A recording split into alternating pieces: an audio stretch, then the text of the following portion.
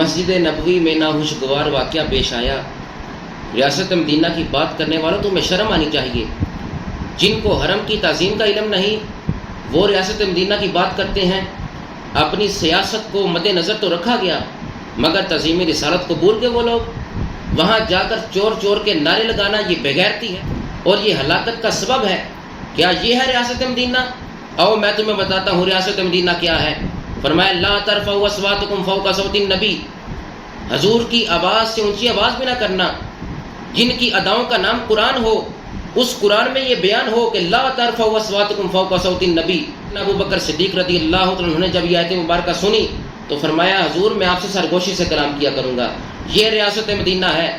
جب سیدنا فاروق اعظم نے یہ آیت سنی، ادب یہ تھا، تعظیم یہ تھی، جب اللہ کا کلام سنا تو بعض اوقات حضور سے بات کرتے اتنی آہستگی سے بات کرتے کہ حضور فرمایا کرتے تھے اے عمر کیا کہہ رہے ہو؟ امام مالک رضی اللہ عنہ کا فتویٰ تم بھول گئے؟ ریاست مدینہ کے دعوے داروں، امام مالک فرماتے ہیں جس طرح ظاہری حیات طیبہ میں حضور کی تعظیم واجب تھی اسی طرح آج بھی حضور کی تعظیم کرنا ہر شخص پر لازم ہے۔